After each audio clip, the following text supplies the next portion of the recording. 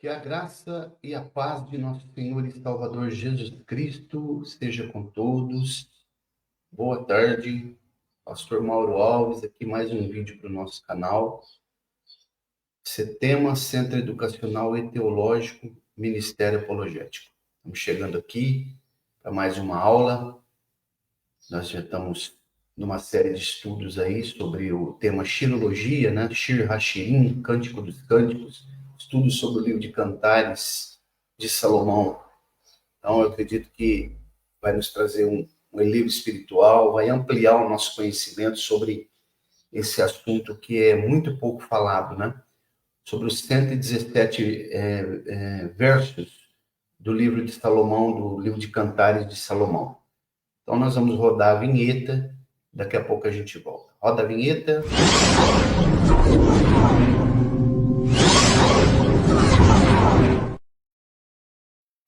Muito bem, estamos de volta aqui para a gente realizar mais uma aula, né? Uma aula curta, apenas falando sobre... Nós vamos passo a passo, eu quero trazer aqui algumas informações bem interessantes sobre o livro de Cantares, né? Considerado por muitos eruditos como a maior obra poética da humanidade. Não é da Bíblia, é da humanidade.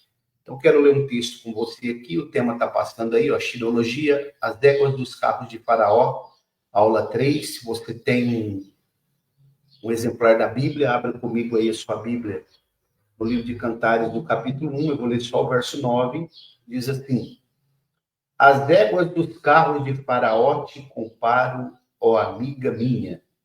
Desculpa, uma outra tradução diz querida minha. Então, essa aqui é uma expressão que Salomão está utilizando em relação à Sulamita, né? A mulher que ele amou, que se tornou sua esposa depois, sua noiva, sua esposa. E nós já demos uma explicação, eu te aconselho que você possa... Eu vou sugerir para você assistir as duas aulas anteriores, né? Aula 1 e aula 2, para você ter uma noção melhor e poder acompanhar com mais clareza sobre o estudo. Mas eu quero falar um pouquinho sobre esse texto, né? As éguas dos carros de Faraó te comparo a amiga minha, ó querida minha, que Salomão considerava ela, antes de ser sua esposa, sua amiga. Há textos aqui no livro de Cantares que ele chama ela de amiga minha, formosa minha, irmã minha, né? Porque a nossa esposa, nós que servimos a Deus, antes dela ser a nossa esposa, ela também é nossa irmã em Cristo. Então, isso aqui é muito interessante e muito importante. Observe a expressão, qualquer um de nós que temos a nossa esposa, ou aqueles que têm sua namorada, sua noiva, né? Se dissesse isso, já pensou para sua noiva, para sua companheira, as éguas dos carros de Faraó te comparo, ó querida minha? Parece uma expressão, parece um paradoxo, né? Mas nós precisamos compreender o contexto, o pano de fundo histórico aqui, porque a nossa mente ela é ocidental, ela está formatada. A Bíblia ela tem alguns abismos em relação a nós que estamos aqui no Ocidente por causa de vários fatores, multifatorial, né? Por exemplo, a questão linguística, ela não foi escrita em português, né? Ela foi escrita em grego, hebraico e alguns trechos pequenos em aramaico. Questões culturais, ela tem também a questão que ela é escrita para numa cultura oriental, nós estamos aqui no Ocidente. Então, a formatação da nossa mente, por exemplo, nosso conceito de beleza em relação, por exemplo, a uma mulher, bem diferente, é grego. Nós herdamos isso dos gregos. Até o nosso idioma vem do grego, né? Vem do latim, que é uma língua morta, e vem do grego. Então, nós temos um conceito de beleza feminina. Mas eles, na cultura oriental, sobretudo nos tempos bíblicos, eles, para achar uma mulher bonita, ela tinha que ter algumas características parecidas com alguns animais. Por exemplo, quando ele diz as éguas dos carros de Faraó, ele está achando que ela está achando ela bonita porque provavelmente ela era uma mulher que tinha um quadril grande. Outros sim, há momentos aqui no texto que nós vamos ouvir, vamos perceber ele chamando ela de gazela, né?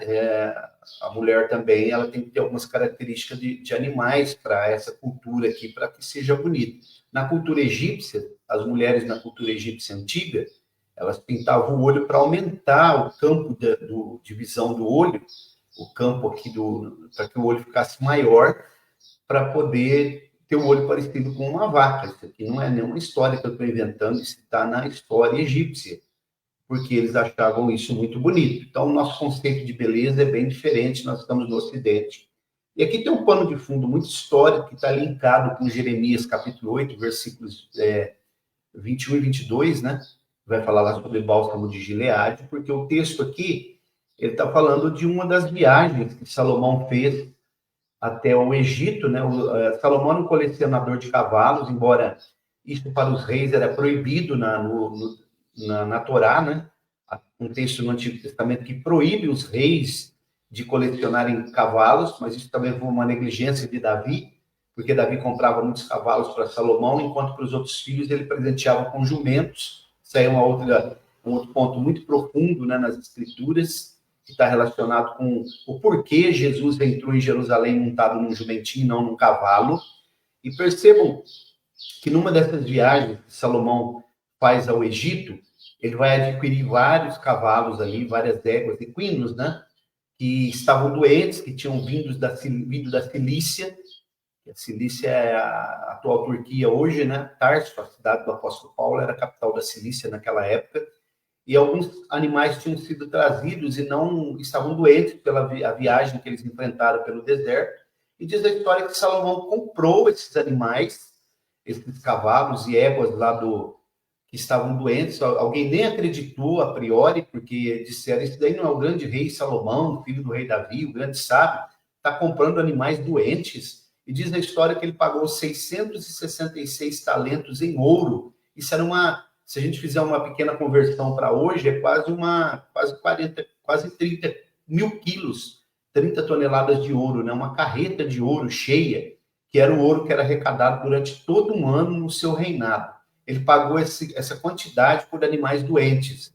E aí ninguém entendeu nada, né? Nós também podemos fazer uma aplicação aí sobre Jesus, que pagou o seu precioso sangue, né?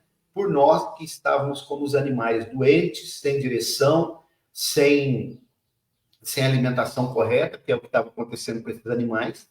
E diz a história que Salomão comprou e alguém disse para ele, se ele tivesse comprado, que ele deveria levá-los embora para Israel. E ele disse que não poderia levar embora porque eles não suportariam a viagem pelo deserto de volta.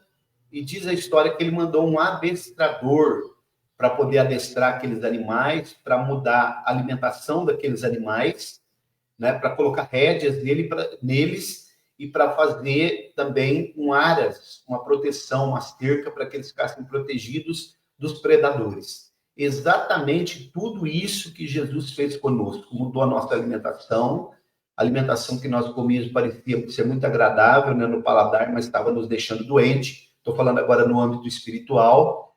Ele colocou rédeas em nós que servimos a Deus não podemos ir em qualquer lugar, temos a direção do Espírito Santo. Ele nos protegeu com uma cerca, né, que no próprio livro de Jó, aqui no texto de Cantares, também fala sebe, né? Cerca viva, que no mundo espiritual tipifica os anjos, e ele também nos deu a direção, né, através do Espírito Santo. Então, tudo isso que Salomão fez e nos pagou, nos comprou com um preço caríssimo, mais caro ainda do que Salomão pagou por esses animais, 666 talentos em ouro. E o apóstolo Pedro diz que Jesus não nos comprou com preço, não foi com ouro e nem com prata, mas com o seu precioso sangue. Então, está aqui. Por isso, Salomão, quando ele olha para sua esposa, para Sulamita, para sua amada, ele diz, as éguas dos carros de Faraó te comparo, ó querida minha, porque ele não só achava ela bonita, uma mulher do quadril grande, mas também diz a história que esse adestrador deixou os animais preparados, testou eles no deserto, colocou peso sobre eles, e eles se fortaleceram, deu alimentação sólida para eles, nutritiva, para que eles pudessem retornar para Israel e enfrentar o deserto novamente. É exatamente isso que Jesus fez conosco. Então, nós podemos dizer que esse texto é um texto... Que texto fantástico, né? As éguas dos carros de Faraó te comparo, ó querida minha. Depois que eles passaram por todo aquele teste no deserto, eles estavam aptos para voltar, estavam fortalecidos, alimentados, vistosos, e é exatamente essa visão, esse panorama, essa ideia que Salomão está tendo da Sulamita, uma mulher preparada, uma mulher bonita, uma mulher saudável, uma mulher bem alimentada, uma mulher que tinha recebido bons nutrientes, uma mulher que ele queria amar e passar o resto dos seus dias com ela. Assim como Jesus ama a sua igreja e nos quer alimentados, bem alimentados espiritualmente, vistosos, uma igreja linda, imaculada, pronta para encontrar com ele nos ares. Então, que você possa guardar esta palavra. Nós vamos trazer outras aulas aqui sobre Cântico dos Cânticos, né? Shir Hashirim, Cântico dos Cânticos, sobre os 117 versos que estão aqui no livro de Cantares, no livro sapiencial, livro de sabedoria, livro poético, né? Vou ficando por aqui, espero que você tenha gostado. Dê um like aí para nós, para a expansão. Se inscreva no nosso canal lá, CETEMA, Centro Educacional e Teológico, Ministério Apologético. Deus abençoe a todos, até uma próxima eventual oportunidade. Abraço.